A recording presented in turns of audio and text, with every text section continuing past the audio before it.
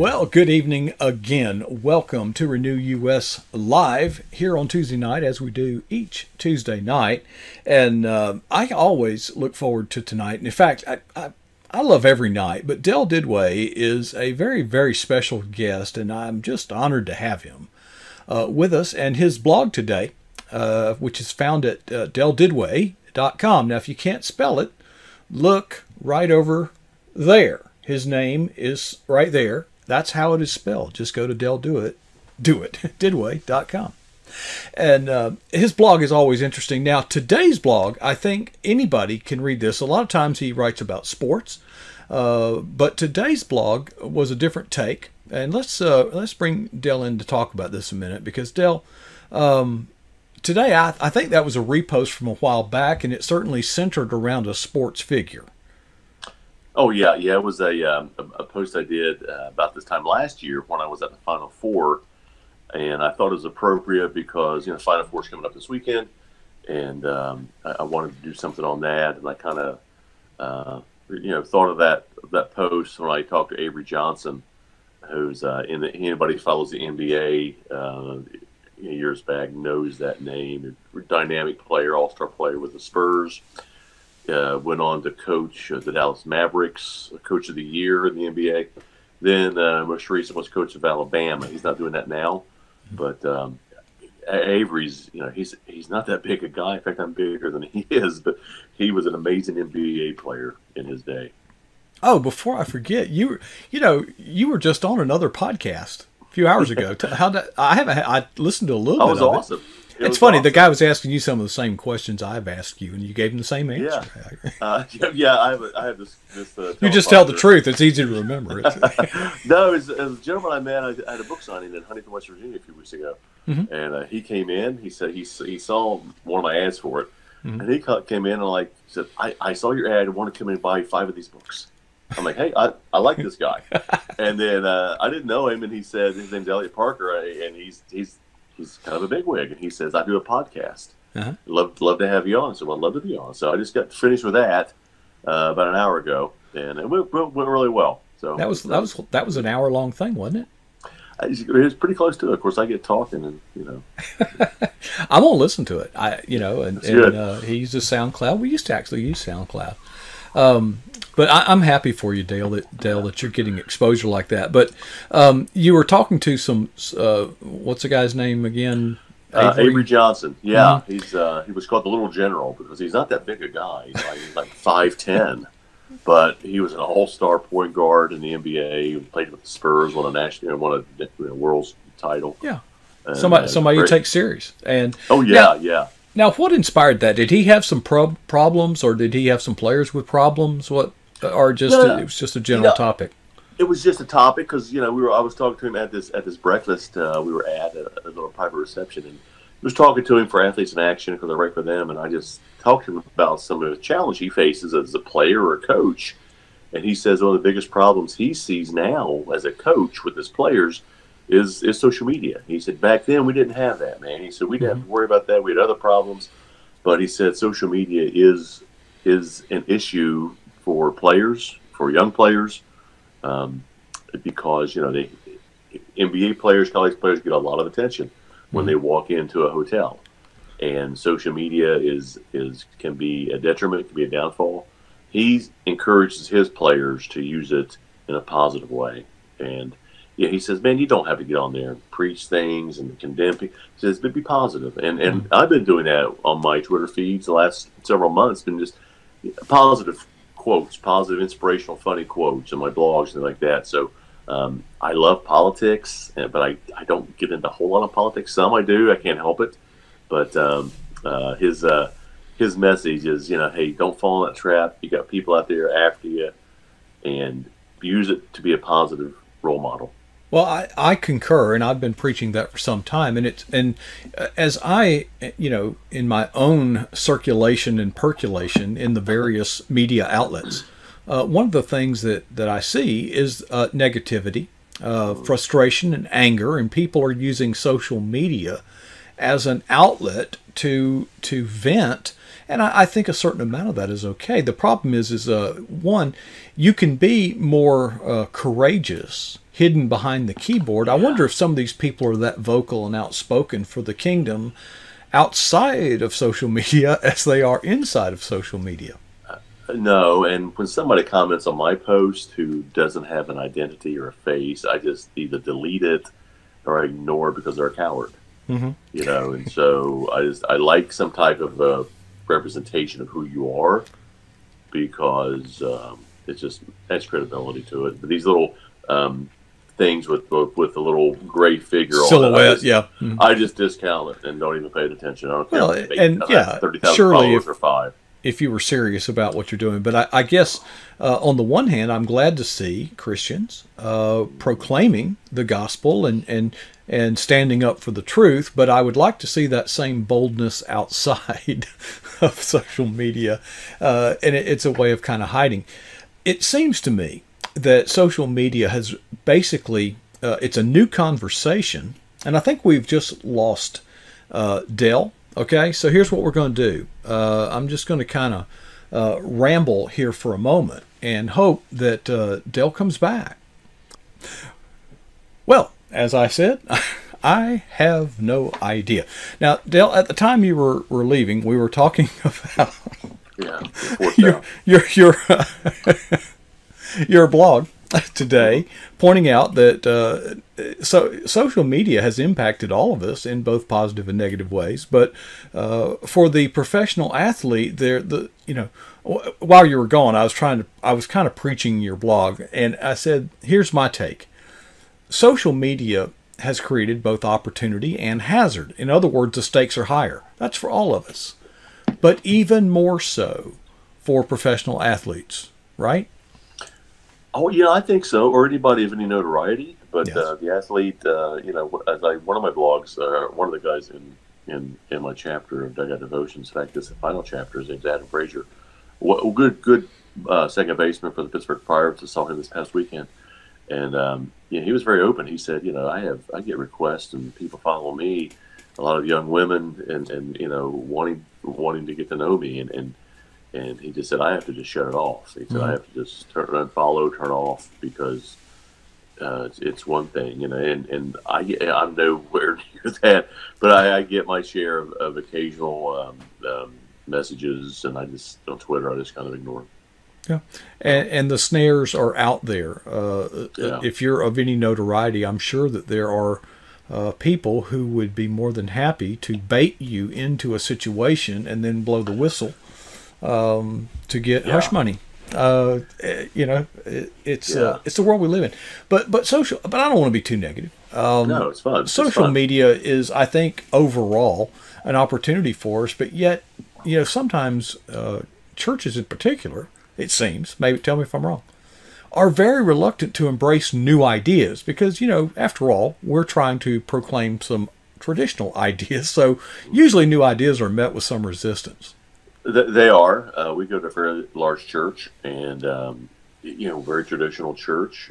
We've got about 600 people now. Started out very small when it started out 30 some years ago. But some of the older gentlemen and folks who are the foundations of the church can be a little reluctant, as you said, to embrace that. But we have a very young, energetic assistant pastor who's spearheading this, and we're on social media now. He'll do his sermons and put them out through Instagram and Twitter and everything like that. So he's embraced it, and I think it's catching on. So it is a good tool to use for that. I post my blogs on social media and other things like that. So it can be used wisely if it's used, but it's also fun at times. But it can be a trap, and it can lead to trouble.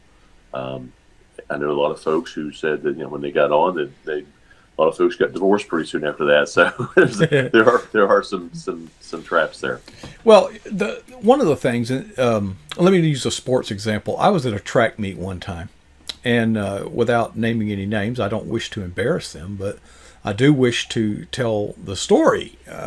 There was a private Christian school, and their name was, on the track team, such and such Christian.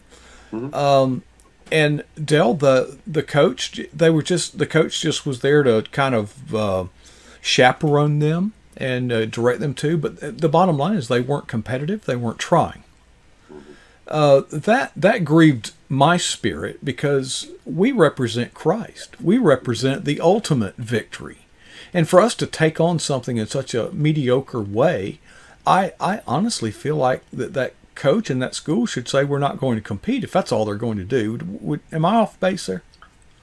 Well, no. I mean, if you're on the field of athletics, if you're a Christian school, if you're a secular school, or any kind of school, if you're on the field to compete flat out. And so, but if you're representing that name, then you really need to try probably a little harder because you're carrying the reputation and you're an ambassador. You're an ambassador, literally. So you want to be a good representation. Yeah. And I'm not to the point of saying that, losing is final or fatal.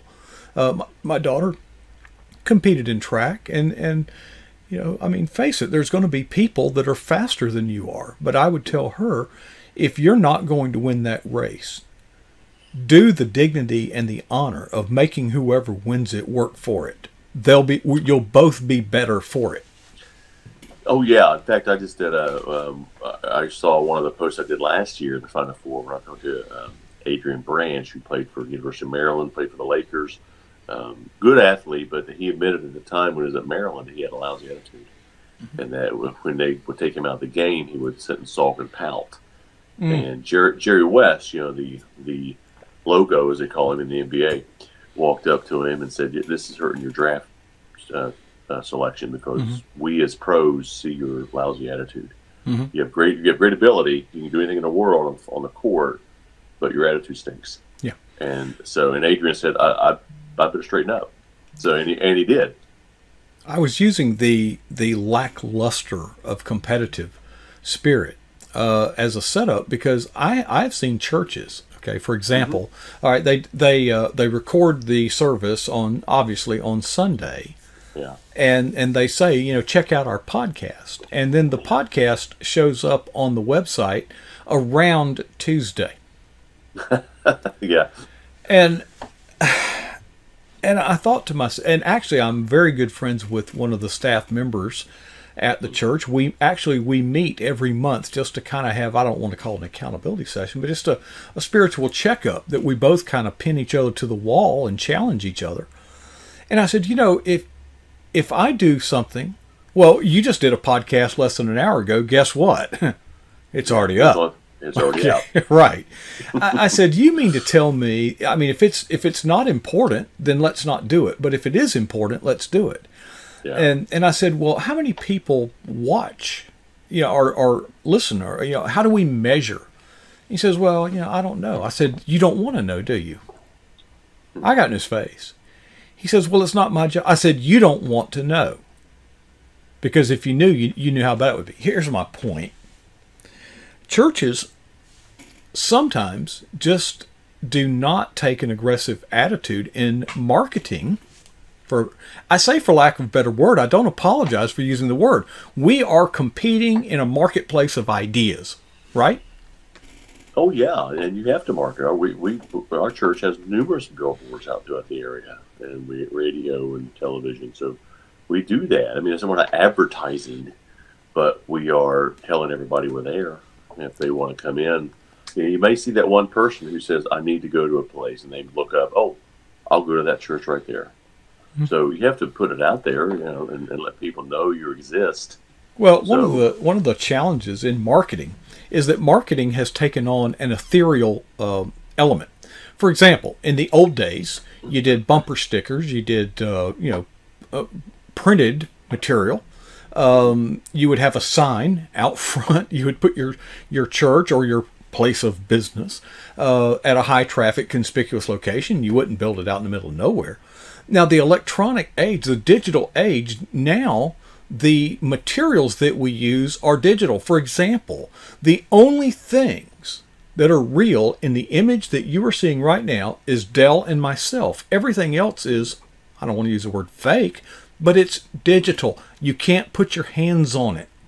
Right. And we have problems with that. If you can touch it and you can feel it, if you spent $500 on, license plate thingies, well, at least you can see the product and say, see what we bought. There it is. When you invest money in a digital way, using social media or other digital platforms, what do you get for your money? Well, you can't touch it, you can't feel it. But don't we sell something? Can you touch or feel God? No. Jesus? No. Can you have a cup of coffee? Well, So why are we so adverse to this idea of something that's ethereal? I think it's just change. And a lot of social resistance to change. But you have to. I mean, nobody would read my blog if I didn't tell them it's out there.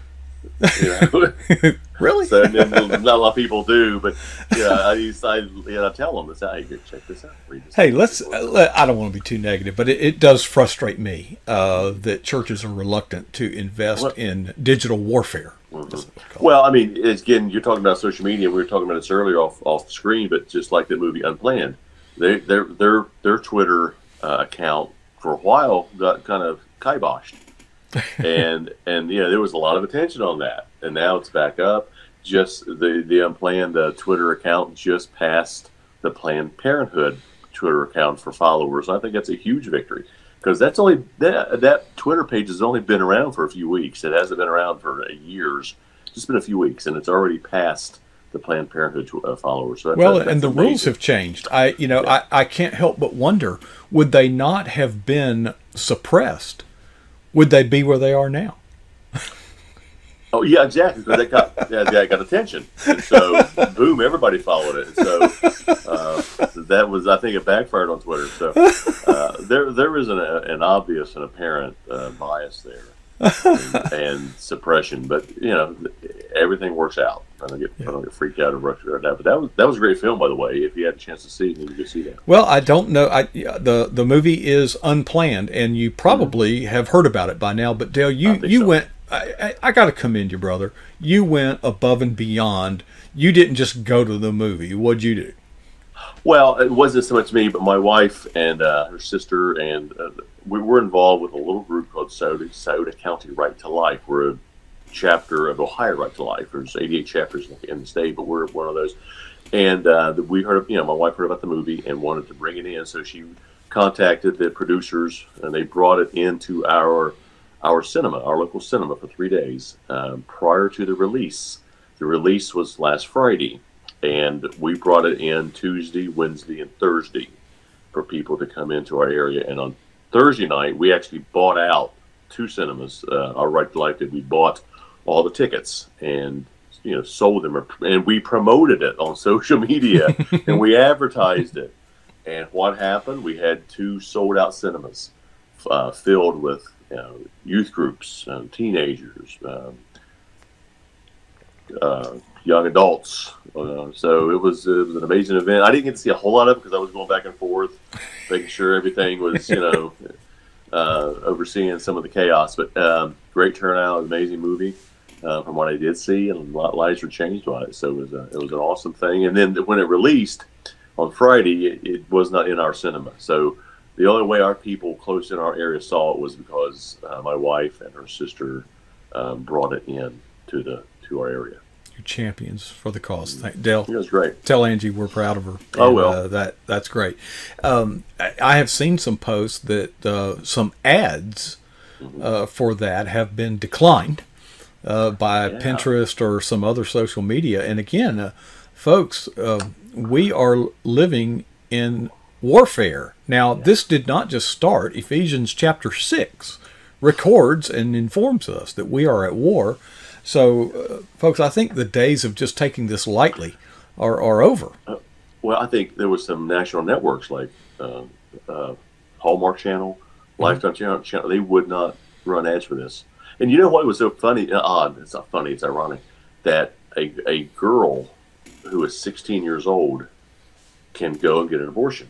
Mm-hmm. However, she was not allowed to watch that movie about abortions because it was rated R. So the movie industry said, hey, this abortion thing's kind of violent because we cannot show a kid, but the 16-year-old can Well, yes, I guess it is pretty violent, isn't it? Yeah, it's a very violent thing. So, and that's why Abby Johnson, when she actually saw an abortion take place, completely changed her outlook. Now, you're not Now, personal friends with Abby, but you have had some contact with her. yeah, it's kind of cool. She responded to a couple of my Twitter feeds and commented on them because we posted a lot of posts about it. She's not my friend yet. I said, hey, follow me back. So hopefully she will. Hopefully she'll see this. But she commented on a couple of my Twitter posts and congrats. She said, woohoo, great showing there in Portsmouth, Ohio and stuff like that. So it was kind of cool. Well, I got followed by somebody of some notoriety today, and it always kind of takes you. On the one hand, you want to tell everybody, and it's like, yeah, I know. That's not a good idea. Think about the person. You're basically disincentivizing that person for following you in the first place. If you're going to make a big deal out of it, now everybody else expects them to follow, that person to follow them as well. I'm friends with so and so, and so I resisted that, but I sure wanted to send a direct message. But I kind of just stopped, and prayed and said, Lord, show me how to handle this. Well, send me a text. Let me know who it is.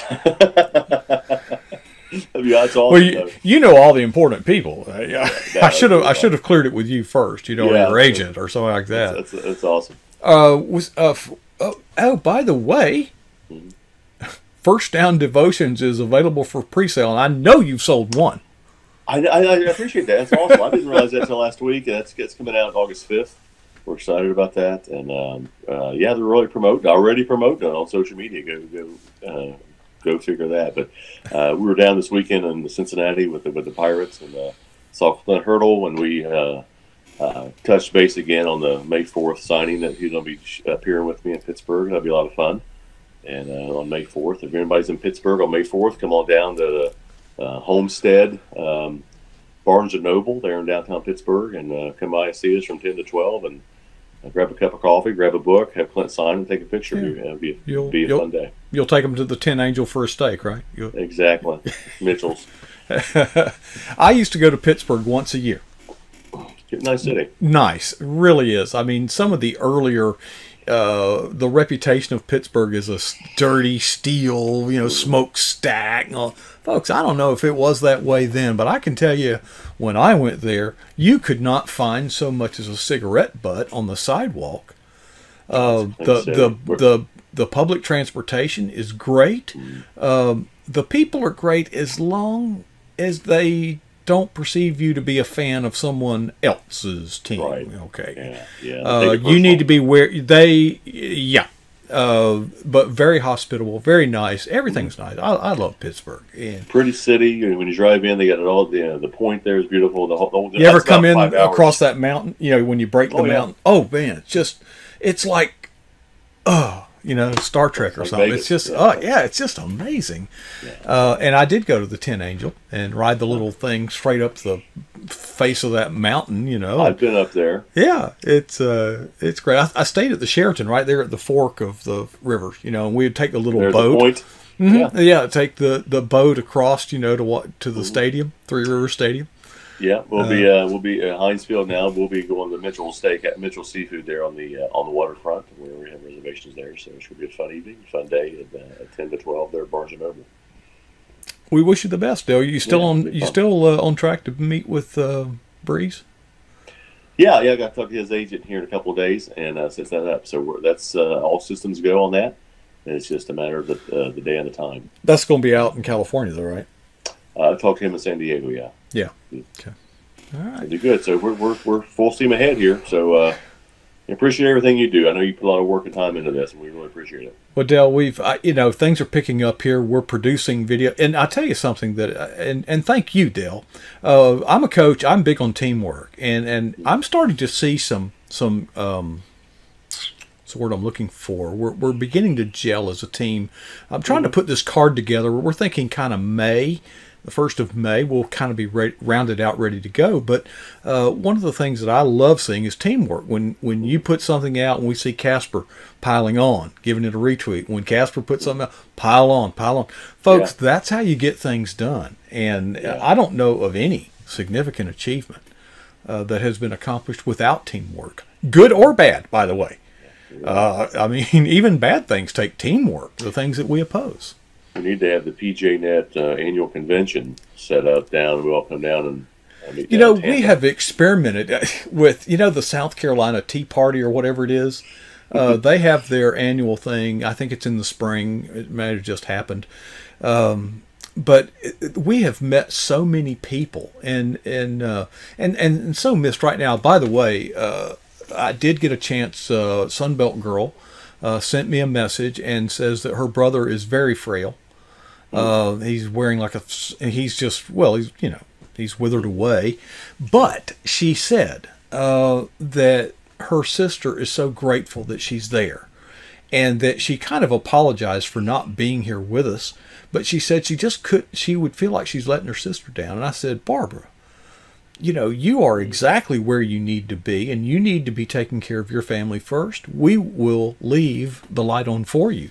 So while she is not here, she's very missed, but let me assure you that she is on a mission. And we just need to lift her up and pray for her and just sustain her. Because folks, my wife's cousin just died. I just got here in the saddle because when important things happen in a family, we come together and we do what we got to do. But hey, appreciate the teamwork, Dale. Let's do. I'll tell you what. Let's do this again next week. What do you say? I plan to. Dale, you're We'll a be champ. All right, man. Appreciate you stopping in tonight, and we will see you next week. Can't wait for that. Thank you. All right, brother.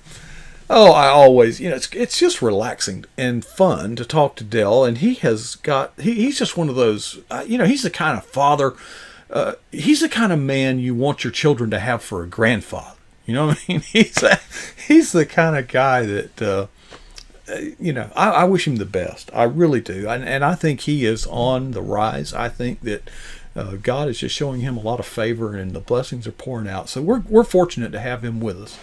And great to hear from him. Now, let's see. What are we going to do tomorrow night? Well, you'll see. I will. Let me bring the live update to you tomorrow night. There is some new stuff on the way, and we're building the studio out, and we're getting closer and closer. And we'll bring more about that later. But for now, let's go back to our PJNET live event. And I think maybe Hazards will play a few tunes for us, and I'll be back shortly. Again, thank you, Dale, and we will see everybody tomorrow night about this same time.